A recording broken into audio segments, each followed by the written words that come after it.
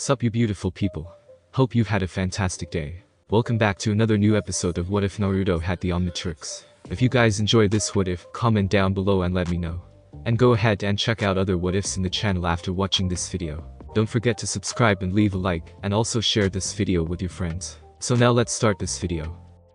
XLR8 dashed from the Hyuga compound, with Azmuth clinging to his neck.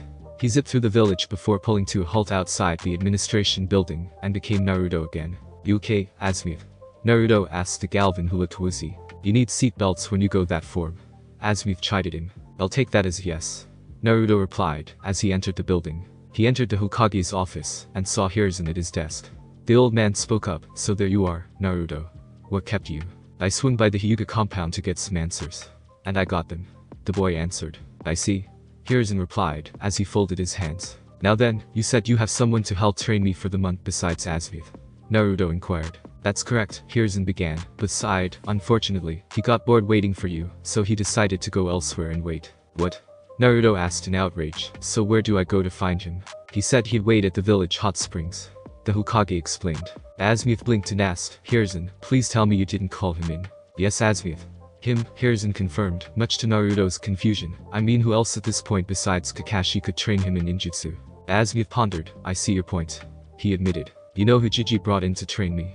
Naruto asked the Galvin. Yes, but I feel it's best you meet him first before I say anything. Azmuth instructed. Naruto nodded, and asked the Hokage Konoha hot springs. The Hokage nodded in confirmation. Okay, I'm on it. He left the office with Azmuth. Naruto walked through the village with Azmuth on his shoulder, as they arrived at the hot springs area. Naruto looked around and saw nobody who struck him as a sensei. Naruto sighed. Don't tell me he left this place too. Don't be so sure, Naruto, Azmuth began. If I know who Hiruzen brought in, he won't leave this place for a while. Who is this guy I'm supposed to be looking for? Naruto asked, until the two heard a perverted giggle. They looked over and saw an old man peeking through a fence of the bath where the women were bathing. Azmuth sighed. We found him. What? You've got to be kidding me. Naruto said in disbelief. He was about to call out to the old man, only for Azmuth to shush him. Azmuth jumped off Naruto's shoulder and ran over to the old man, climbing up his back. The old man continued giggling like a pervert and spoke quietly to himself. Oh, this is perfect. When Azmuth got on the man's shoulders, he called into his ear, Jiraiya. The old man, identified as Jiraiya, let out a panicked scream and fell over, which caused the women in the bath to realize they were being watched and ran away screaming as well. Jiraiya cried, no, the girls. He frowned. Who in their mind would dare interrupt my research? I dare. Azmuth said, as Jiraiya looked and saw the alien on his torso. Jiraiya's eyes widened, as the alien climbed off his torso, and the old man got on his knees. Mr. Azmuth. How long have you been here? Azmuth answered, long enough to see you're still engaging in lecherous activities. He scowled. But, Azmuth, you know this is my passion, and it's for a good cause. Jiraiya pleaded. Azmuth rolled his eyes and sighed. Whatever makes you happy. But I came here because we both have a student to teach for the Chunin exams. Jiraiya stood up. Right. So where's my new pupil? Right here, I guess. Naruto answered, as Jiraiya saw him. Well, so you're Naruto? He asked, as he approached the boy. That's right. And who are you? I am the great Toad Sage Jiraiya. Jiraiya exclaimed proudly. What's so great about an old pervert? Naruto asked flatly. Jiraiya's face folded. I'll have you know I was conducting research back there. Research for what? Well, I am a writer and my books require this particular type of research. Jiraiya explained, as he pulled out a familiar orange book. Naruto, recognizing the book cover, asked, You write that series? Ah, you know about it. Jiraiya asked hopefully. Yes. I can't believe the one instructor Jiji brought in to train me is the writer of a lecherous novel. Naruto complained. Jiraiya huffed at Naruto's rudeness, only for Azmuth to explain. Naruto, believe me, I understand what you're saying. But this man is in fact one of the strongest shinobi in Konoha, second only to the Hokage. You're serious? Naruto asked. I am. Jiraiya here is one of the 3 Sannin, shinobi trained under the guidance of Hiruzen himself. Whoa, the Sandaime sensei. Naruto asked Jiraiya. That's right. I knew the old man back when he was a spring chicken. Jiraiya chuckled. So then how do you know him, Azmuth?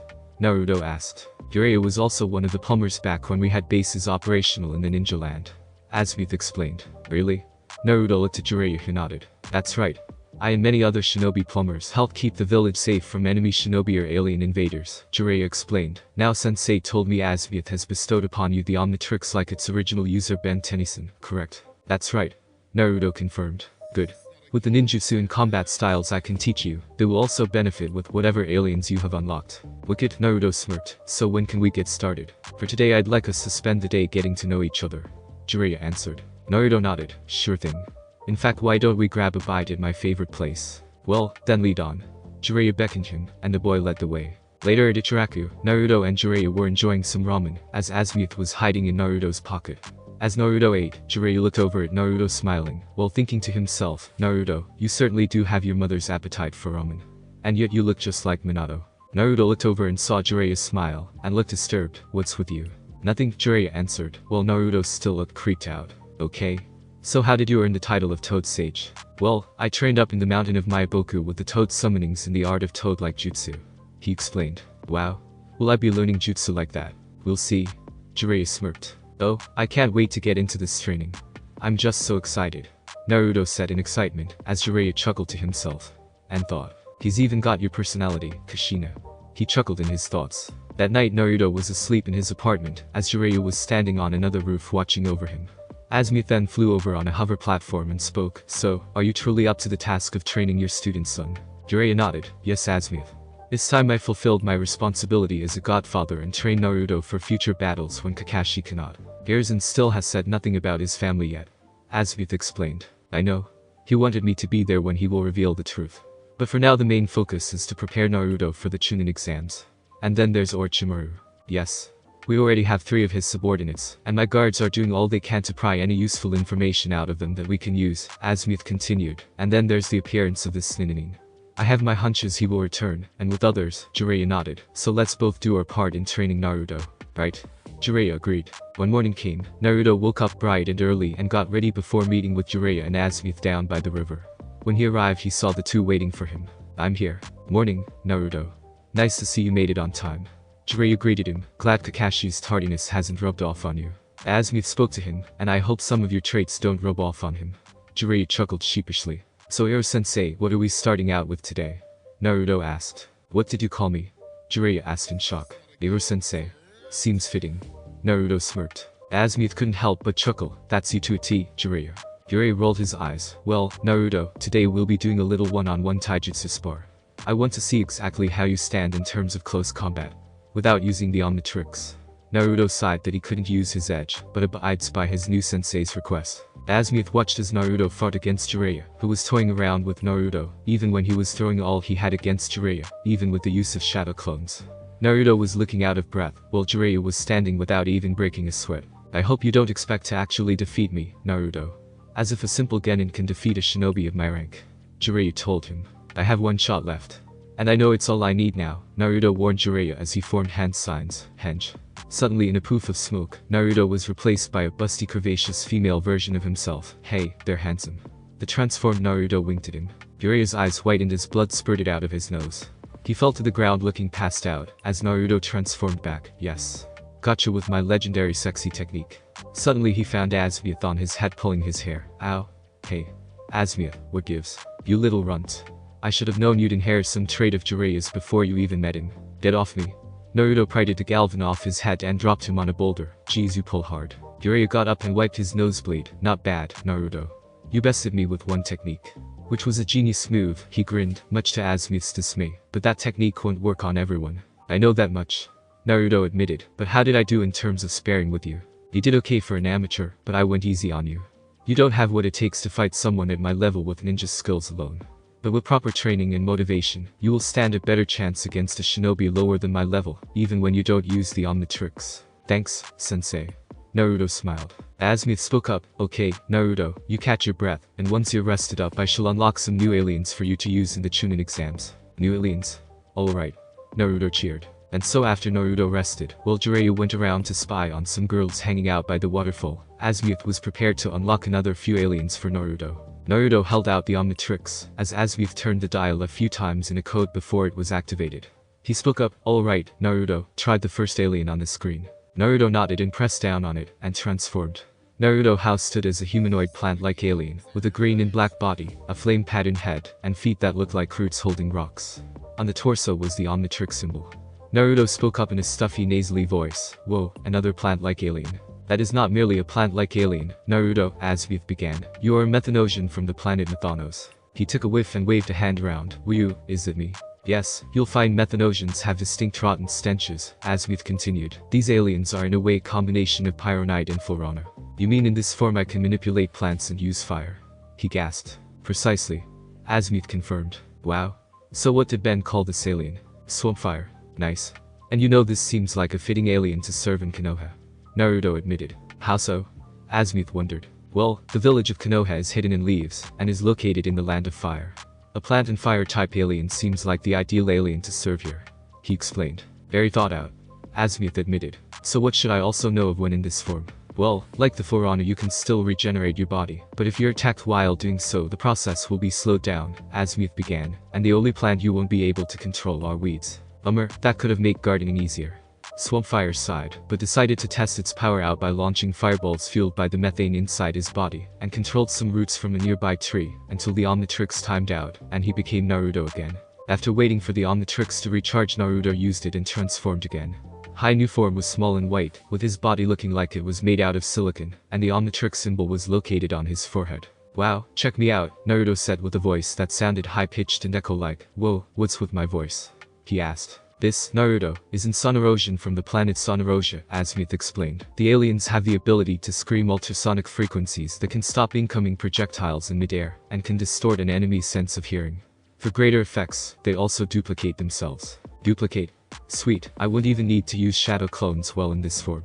So what name does this guy have? Echo. Wonder why Ben didn't shorten it to one Echo. Naruto wondered, as he used the duplicating ability of the alien, creating 5 of himself, but decided now was not the best time to try out the supersonic attack just yet. Azmuth continued, while their supersonic screams can be powerful, Sun Erosions are also very fragile, and can be easily knocked around when fighting. When in this form, make sure one or more of you have each other's backs. Yes sir. The Echo saluted, as the 5 Echoes became one again, and the Omnitrix timed out. Naruto soon activated the Omnitrix again, and became a 12 feet tall dinosaur-like creature wearing black briefs with a white waistband, and wore a green sash across his chest, containing the Omnitrix symbol. Hey, this looks like a tough alien, he said as he looked at his muscular arms. The whole Humungosaur, or Vaxasaurian from the planet Terradino, Azmuth spoke up. Not only are these aliens big, strong, but their hides are very durable and able to withstand almost anything. And in case of need for extra strength, they can grow themselves up to 60 feet tall. Neat.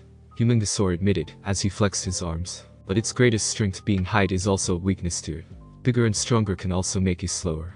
Azmuth warned him, and he nodded, before turning back into Naruto. Naruto soon activated the watch and became a red manta ray alien creature with yellow patagia. He spoke. I look like a manta. Can this alien swim? Yes, but it can also fly, Azmuth answered. This is an amphibian, or as Ben calls them, jetre. So this alien can fly? Jetre asked. Correct. They can fly at supersonic speed, and glide on the wind. For more offensive ability, they can fire neuroshock blasts from their eyes and their tails. Cool. Then I should try it out, Jetre said as he took off and flew all around before blasting at the ground with a neuroshock blast from his tail. When he landed, the Omnitrix timed out. When Naruto activated the Omnitrix again, he became a humanoid creature who was covered in a blue cloth like a robe. He looked at himself and spoke in a chilling voice. Whoa, I feel a little cool all of a sudden, but I don't seem to mind it. Suddenly, upon instinct, his robe opened up to reveal they were large blue wings. Naruto's new form looked like a giant blue mothman wearing a green belt with the Omnitrix symbol on it. I'm another bug alien, he asked as he noticed air come out of his mouth. Wow, my own breath. This is a necrophagian, or as Ben calls them, Big Chill, Azmuth explained. Not only are they capable of flight, but possess the ability to breath ice manipulation, but also withstand intense heat, cold air, and can go intangible. Wow. Haku would love an alien like this. Big Chill started flying around and shot some ice beams on the ground, making a patch of ice. I should warn you, Naruto, this alien species is genderless. Genderless. Correct, which means any necrophagian is capable of reproducing asexually. Reproduce? Big Chill asked, before realizing, you mean give birth? Azmuth nodded. Necrophagians lay eggs once every 80 years. They build a nest out of large amounts of metal, from which their eggs will hatch, ranging from a few to many. This of course happened to Ben when he wasn't even aware of what was happening. Will I have to worry about giving birth? Big Chill shuddered at the possibility. Well, it only happens every 80 years, so it's unknown if it's close to any time for any necrophagian nesting season. But if you hear word about metal being ripped apart around your village, keep in mind it could be you needing material to make a nest to give birth. Big Chill gulped, but when he heard the Omnitrix timing out, he descended to the ground before changing back. Naruto looked at the next alien and activated it, and became a purple crystal-like alien with the Omnitrix symbol on the torso. He looked at himself and asked, isn't this just like Diamond Head, Azmuth? Not quite, Naruto, Azmuth explained. This alien is a crystal sapien, or as Ben called a chromostone. While their bodies are durable and strong like a Petter Sapien, the Crystal Sapien has the power to channel energy through their bodies and fire ultraviolet beams. Neat. Better take this boy for a test drive. Chromostone said as he started channeling the energy in his body and was firing beams into the sky and at a bush nearby. He warned Naruto. The Crystal Sapien may be able to absorb energy, but even his body has a limit to how much it can hold. And I guess I'll have to watch how much energy is thrown at me if fighting an enemy with such a power. Chromostone said, before turning back into Naruto. After waiting long enough, Naruto activated the Omnitrix and became a crab-like creature that looked like it was made of metal. Oh, what a fascinating extraterrestrial life form this creature is. What is with my voice now? Naruto, meet Brainstorm, the Cerebrocrustacine. Azmuth introduced him. Ah, yes, I already understand the powers of this life form. He opened his head revealing a giant brain that fired electricity onto the ground. Azmuth explained, you'll find Cerebrocrustaceans are intelligent like us Galvans, but we remain a step ahead. I can see it. You are not too modest about the intellectual differences between yours and the Cerebrocrustacean species. Brainstorm muttered to himself. When Naruto timed out, he waited a bit before reactivating the Omnitrix, and became a blue monkey creature with 4 arms, 2 pairs of green eyes, and 2 legs. I'm a monkey. He let out some monkey sounds. An arachnichum to be precise. But Ben calls them spider monkeys. Azmuth corrected him. These aliens are like a mixed breed between an earth monkey and a spider. Like a monkey you can swing from trees and jump far, and like a spider you can stick to and scale up to high areas, and spit spider thread from your tail to form webs and swing from. Ooh, I gotta try this out. Spider Monkey said, as he climbed up a tree and lowered himself down by a spider thread emitting from its tail and spun a makeshift web. How does this web look? He asked Azmuth. Not bad, he admitted. Spider Monkey continued to monkey around in the tree for fun, until he became Naruto again. He soon enough activated the Omnitrix and became a green slime alien with a little device hovering above him. Ugh, I look like a giant booger. He gagged. This is a polymorph, or group as referred to by Ben. These aliens' bodies are made up of a slime substance that can only move about on Earth's surface, using the anti-gravity projector above your head. Without it you are merely a puddle of slime. These aliens, much like a mechamorph, are capable of shape-shifting, regenerating, and have the ability to spit acid and slime projectiles. If Sakura saw me like this, she would not want to be in close contact with me. Goop said, as he started using his new powers to see what he could do. When Goop became Naruto again, Azmuth spoke up, and this is your 10th new alien. Originally it would have been Alien X the Celestial Sapien, but you are not ready for such a form. Why not? Naruto asked. Alien X is one of the most powerful beings in the universe, but their powers if fallen into the wrong hands, would be used for devastating purposes. Besides you wouldn't be able to use it properly because of the conflicting personalities. Conflicting personalities? Naruto asked. Celestial Sapiens possess two personalities, and to perform even a simple task such as moving both must come to an agreement. However, due to their contrasting personalities, this hardly ever happens. And over time Celestial Sapiens develop even more personalities, making it even harder for them to come to agreements. Ben was only able to get his 2 other Alien X personalities Serena and Bellicus, to agree with him on certain dire occasions. His greatest use of that alien was to recreate the universe when the old was destroyed. Destroyed, yes. A doomsday weapon was foolishly activated, and Ben with no other alternative, used Alien X to create an exact copy of the old universe. Wow. I can see why it's so powerful and dangerous. Naruto gasped. Precisely. You receive Alien X only when or if I feel you truly are ready for such a power. So then what is my 10th alien? See for yourself. Azmuth said. Naruto activated the Omnitrix and in a flash found himself to be a creature that looked shorter than Azmuth. Its body was made of a carbon-silicon alloy and appeared insect-like. He looked at himself and gasped, hey, another bug alien. He asked in a deep voice. This is Nanomic, Naruto. An alien species bred from a hive of tiny mechanical insects. They can fly, shoot bioelectricity, and adapt to their opponents. I wonder if Shino would love to train these types of aliens. Nanomic joked. Do call you want Naruto, because aside from your training with Jiraiya, you will be learning how to use each of these aliens, for when you face Hinata and anyone else in the Chunin exams. Azmuth warned him. I understand. He noticed Jiraiya was still watching some girls by the waterfall by hiding in a bush. I think I'm gonna have some fun with Iro-sensei. He flew over and started swarming around the old man like a fly. Jiraiya tried swatting him away, but kept failing, and ended up falling down by losing balance, and exposed himself to the girls. In the end he received a barrage of hits from the women, while Nanomic laughed which sounded microscopic to human ears. Azmuth rolled his eyes. This is going to be a long month. 2 weeks had passed since the preliminaries ended, and everyone was getting ready and prepared for the finals.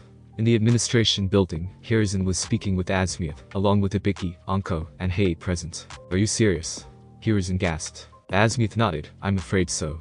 From the intel I gained from having Zaku, Kin, and Dosu interrogated, I found out Orochimaru is planning on launching an invasion on Konoha using Suna as his puppet, especially its Jinchuriki guard. But how can he do that? Ibiki asked. There's no way the Kazukage would follow someone as mad as Orochimaru. Precisely, he wouldn't, Azmuth confirmed. Orochimaru had murdered the Kazukage, and has been posing as him to all of Suna.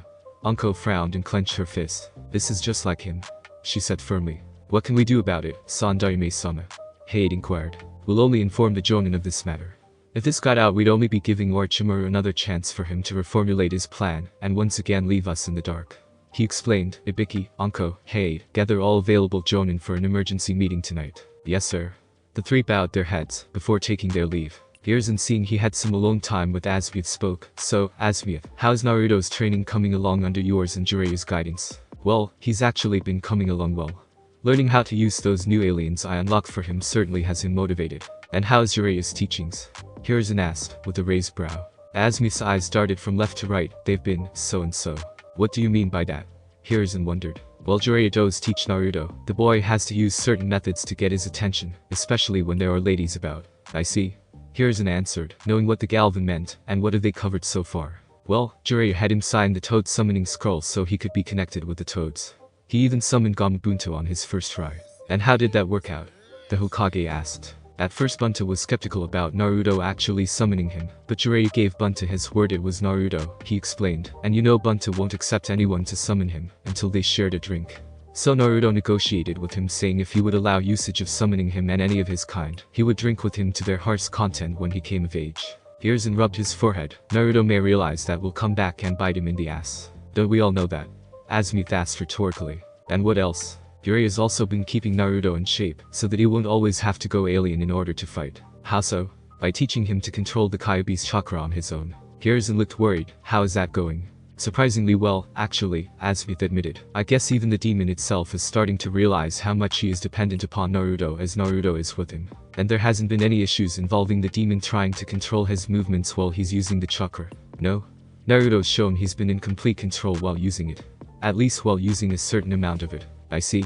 We wouldn't want Naruto to end up losing control of himself and do something he would regret. I know. Which is why we're supervising him to make sure he doesn't use too much Kyuubi chakra or get too attached to the Omnitrix. Yes. If Naruto relies too heavily on the Omnitrix for everything, he may end up forgetting who he really is. Hiruzen feared. And we can't have that. Azmuth agreed. So where is Naruto right now? Jiraiya and I have given him the day off to relax. The Galvan answered. Good. Well, he must be prepared for the finals. He must also remember to not overexert himself. Azmuth nodded. Meanwhile, out in Konoha, Naruto was walking around wondering how to spend his day off, until he looked ahead and saw Samui walking around. It's the Kumo girl. She's one of the finalists. Wonder what she's doing. He thought to himself before speaking up as she got closer. Hi. Samui stopped and looked at Naruto, and answered, Hello. You're Samui, right? Correct. I knew it. Naruto pounded his fist. Shouldn't you be training for the finals? Samui inquired. Shouldn't you? Naruto retorted. Samui squinted before answering. Touché. So, what are you doing out here? Naruto asked. My sensei insisted I take the day off from training and have some fun. Based off your tone, you don't sound like you're too thrilled about breaks. Naruto noticed. It's not that I'm not thrilled, she answered. I just don't know how to spend it in a different village. Naruto suddenly smirked. Well, if that's the case, how about I be your guide? Samui gave him a confused look. You'd be willing to escort a foreign shinobi around your own village? You do realize we're meant to fight each other in the finals, don't you? That's not for another week. Let's save this whole opponent thing until then and just try and got to know about each other, he suggested. Samui raised a brow before sighing. Well, my sensei does keep telling me it's important to be more social, especially me. Naruto could only nod, seeing how Samui didn't sound so open. He spoke. Well, come on. I'll show you some of my fave spots in the village. Cool.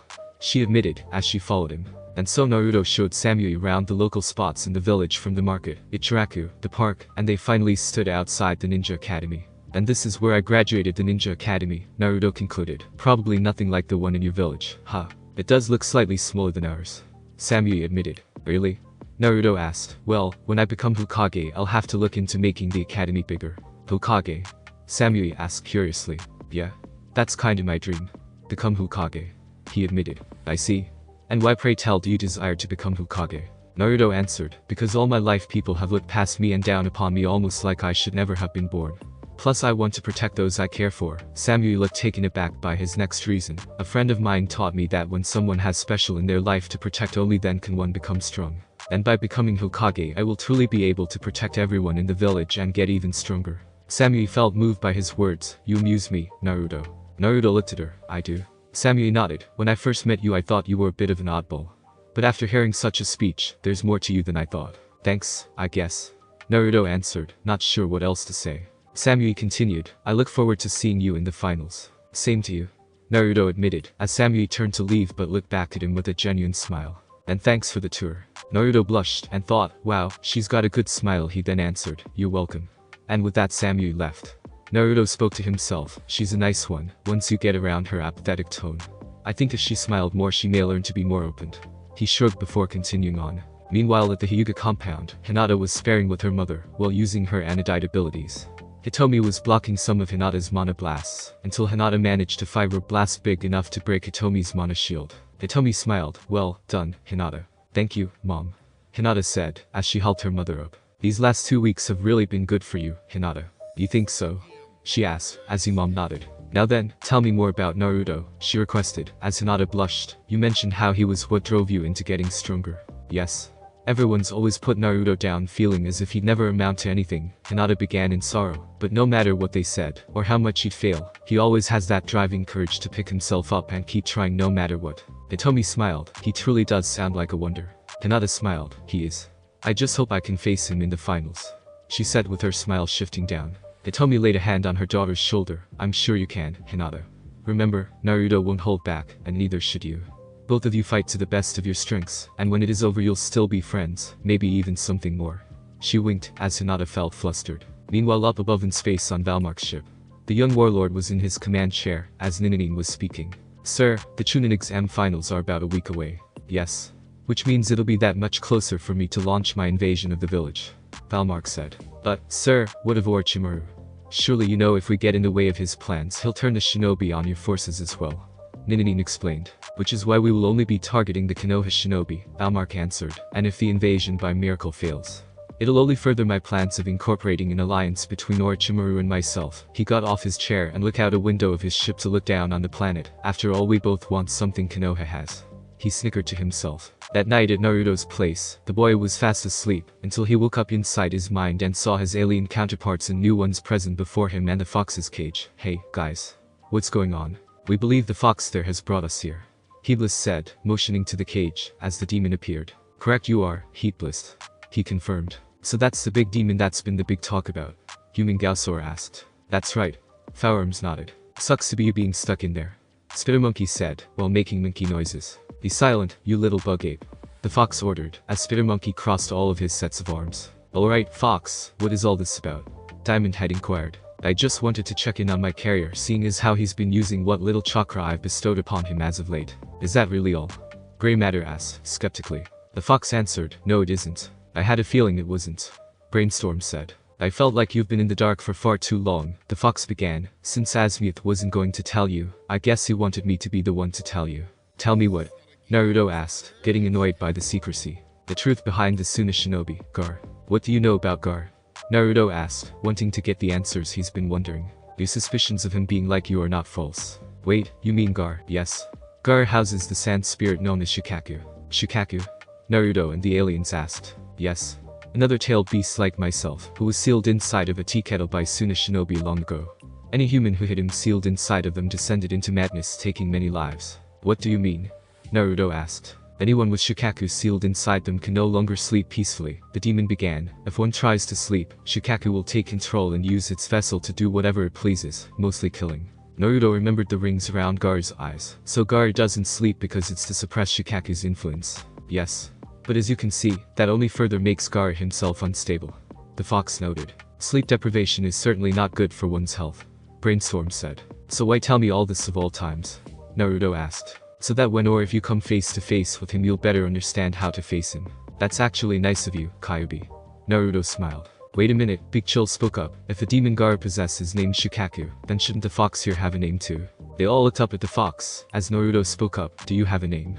The fox remained silent. Hey, come on, he's asking you a legitimate question. Upgrade spoke up. Or do you prefer to be known as Kyubi? Gu passed. Enough. Kyubi bellowed, if you insist on knowing who I am, my name is Karama. Happy now? A little. Kanonbolt admitted. And I'm happy too, Karama. Naruto smiled, as the fox now recognized as Karama noticed the look on his face. What are you so happy about? Nothing. I'm just glad to know you have a name I can start calling you. Karama huffed, whatever, I don't care. He curled up and turned away from the cage. Good night, Karama. Naruto bid him farewell. Good night, Karama, the aliens announced. When Naruto and the aliens vanished from the mindscape, Karama cracked a small smile and let out a small chuckle. It was the night before the TuneIn Finals, and Naruto was currently standing on top of the roof of his apartment looking out into the village. He thought to himself, tomorrow's the day. This last month has been brutal, but I know I'm ready for whatever anyone throws at me. Even against Hinata and her anodite powers. Naruto. Came Azmuth's voice, as the Galvan floated up to Naruto on his hover platform. Oh, hey Azmuth. I'm surprised you're not in bed yet, Azmuth began. Tomorrow is the finals, and you need your sleep. I know, but I'm just too excited to sleep. Naruto answered, while feeling pumped. I can understand how excited you are, but unless you get plenty of sleep you won't be at your best tomorrow. Yes sir. I'll get to bed. Naruto said, as he was about to head in, until Azmuth stopped him. Wait. Before you do. I have one last alien to unlock for you. Naruto was taken aback. One last alien. Azmuth, don't you think it's a little late for you to just unlock a new alien, when I don't have any time to learn how to use it? Ben always had to learn how to use his newer aliens while on the job, so you can learn how to use this one. Azmuth explained, as he turned to Omnitrix dial in a code before the alien was unlocked. You now have access to the Takustar species. Takustar? Naruto pondered, before realizing, the way big alien. Azmuth nodded. Wow, with that alien I can just stomp on my opponents. Well, I'd recommend you save way big for something much larger to fight. Azmuth warned him. Much larger? Azmuth, what are you trying to say? Naruto asked puzzled, but Azmuth merely teleported. Azmuth. Ugh, why doesn't anybody give me a straight answer? He shrugged it off and went back inside to get some well-earned sleep, while Jiraiya was watching from another rooftop. The very next morning, Naruto was up and getting ready for the big day. After tying his headband on he looked at his reflection. He nodded before looking at the Omnitrix. I should probably go there on foot, and wait to use it when the finals start. He said, before heading out the door. He walked all the way to the stadium, and entered to see up in the seats was just about everyone in the village, ranging from civilians to ninja of all ranks. Higher up in a box seat sat Hiruzen, until he looked to see the Kazekage approach. Welcome, Kazekage Dono, so glad you made it. Hiruzen greeted him happily, while secretly hiding a frown knowing it was Orochimaru in disguise. Thank you, Hokage Dono. The Kazekage greeted him in return before taking a seat next to him. Suddenly another voice spoke up, hello, Hokage Dono, Kazekage Dono. The two looked and saw approaching were the other three Kage of the remaining three great nations. There was Mate Terumi, the Go-Dayume Mizukage of Kiri, Inoki, the San-Dayume Tsuchikage of Iwa, Na, the Yuan-Dayume Kage of Kumo. Ah, Mizukage Dono, Tsuchikage Dono, and Hokage Dono, Hiruzen greeted them. You're all just in time. Yes. Welcome, the disguised Orochimaru greeted them, but thought and worry, no. I can't take on the old man with the rest of the Kage at his side. I'll have to call off the invasion, somehow. Hiruzen continued to speak to his guests. I can imagine you all must be tired from your travels. Especially you, Inoki. He joked. The short old man frowned, like you're one to make age jokes when you're not so young yourself. Suddenly he cried in pain, as he felt his back go out. My back. The others cringed. Shall I get a medic? Hiruzen offered. No. I'll be fine. Inoki insisted, as he took his seat. Well, good morning to all of you. Greeted Azmuth who floated in on his platform. While Hiruzen smiled and welcomed to him, the other four were surprised. Azmuth, is it you? Mei asked. Indeed it is, Mei, Azmuth answered. You're looking much younger than ever.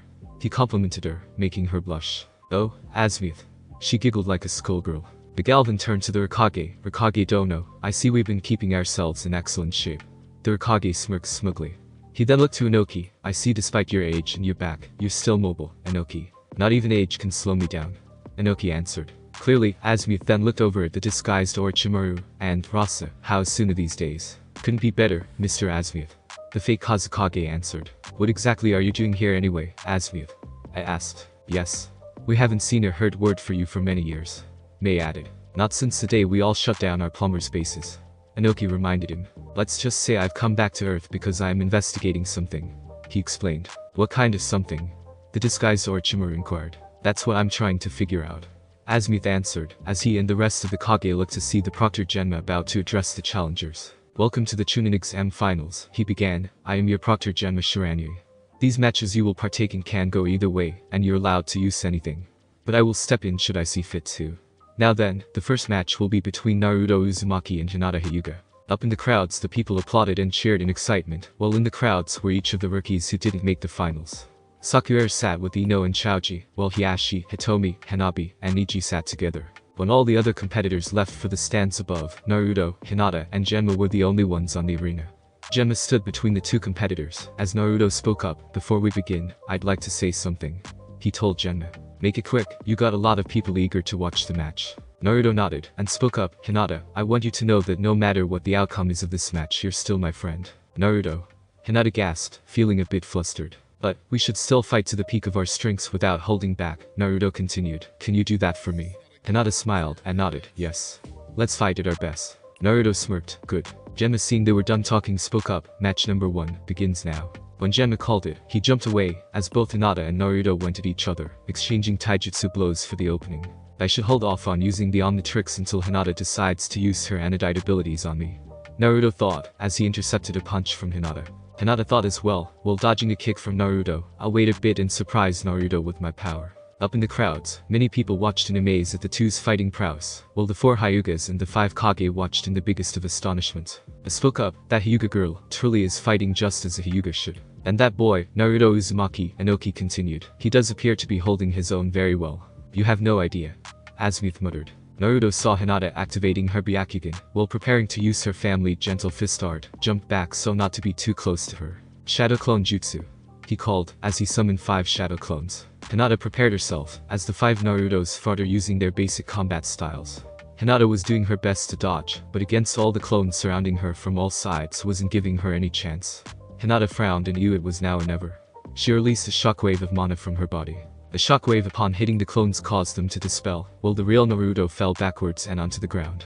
Everyone in the stands gasped in surprise at this new twist on the match. Up in the Kage box, the cages minus Hiruzen were in shock. "Hiruzen, did that girl just use mana?" Mei asked curiously. "Well, yes she did, Mei," the Hokage answered. "But the only beings capable of using mana are..." Inoki was cut off by Hiruzen.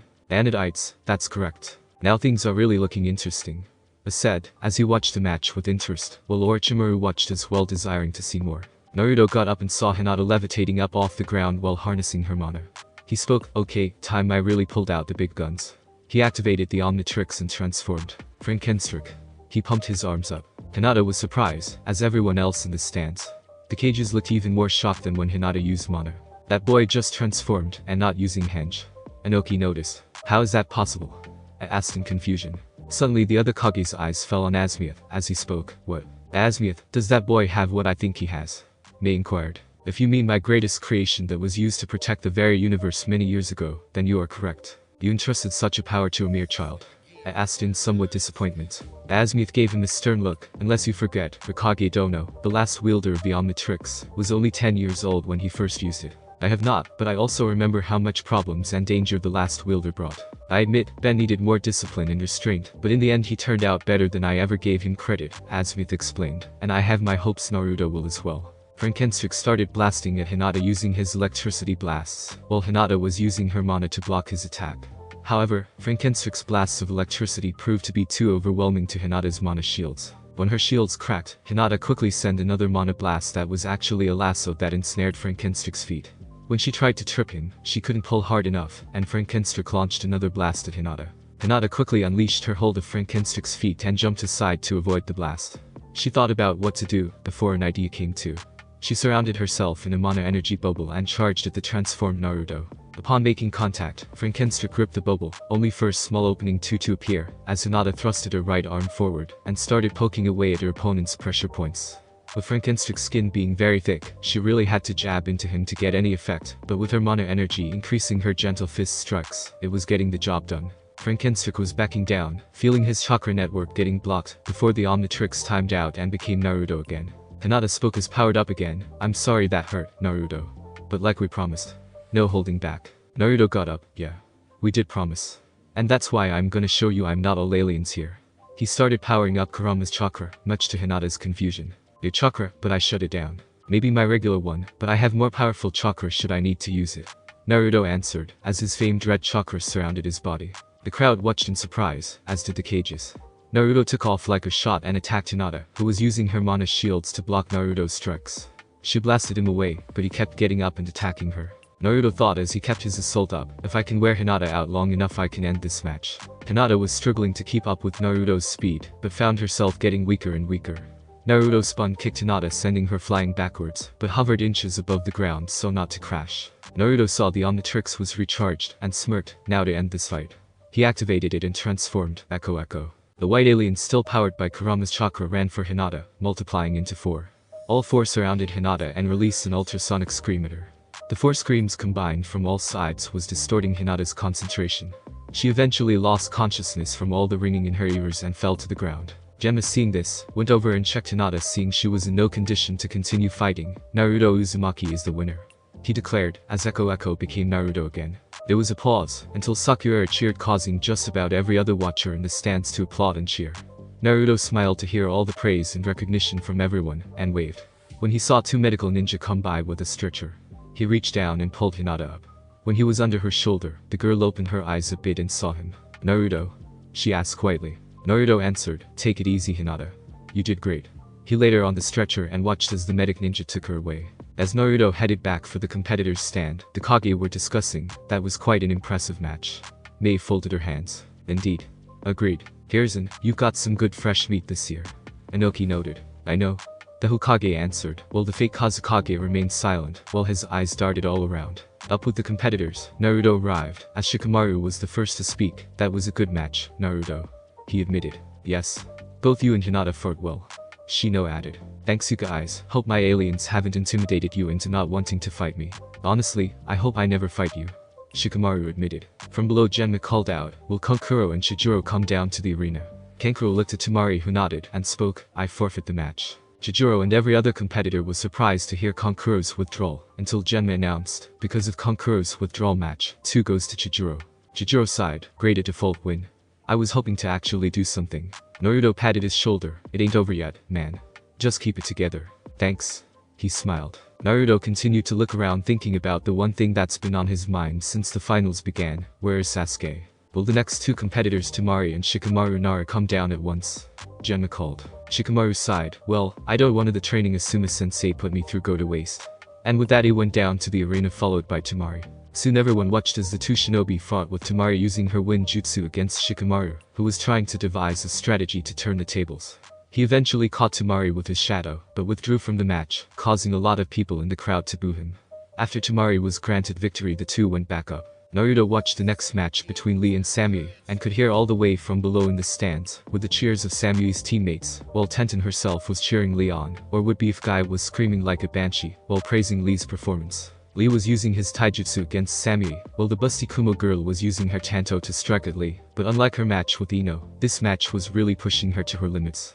Eventually Lee was able to disarm Samui and knocked her out with a powerful leaf hurricane kick. Rock Lee is the winner, Genma announced. Lee cheered and jumped around in victory, before heading up top. Amoy and Carrie were dismal at their teammates' loss, until B approached with a blonde-haired woman.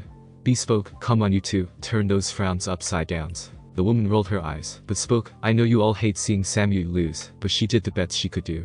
We should be happy for her. Hi, Yujiro-sama.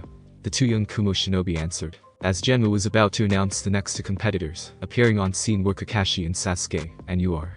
Genma inquired out of the younger shinobi. Sasuke Uchiha, he answered. The crowds upon hearing his name cheered knowing he was in the next match, while Naruto and Sakura were relieved to see Sasuke arrived in time. Gaara upon seeing his challenger arrive, came down to join him. Everyone watched, as the 2 genin waited for the signal, begin. Genma announced, and with that Sasuke charged for Gaara intending to get the first move, but before he could reach the sand shinobi, a beam shot down onto the field in between the 2 genin leaving a giant hole. The force from the beam pushed the 2 back and left them and everyone else in the stadium shocked and confused. What the hell? Naruto gasped. Azmuth and the Kage looked up with everyone and saw a starship descend from the sky. It hovered over the stadium and projected a hologram of Valmark so everyone could see. Shinobi of Konoha and the Ninja Land. I am Valmark, great-grandson of Vilgax the Conqueror. I have come for my prize. Azmuth's eyes were wide and he gasped, him. Orochimaru looked up and thought in intrigue, perhaps I can go along with my plan after all. Thanks for listening. I do hope you enjoyed. If you want the next part of this video, like, subscribe and comment down below, and turn on the bell notification. And also check out other videos that I have created and enjoy. See you in the next video. Peace.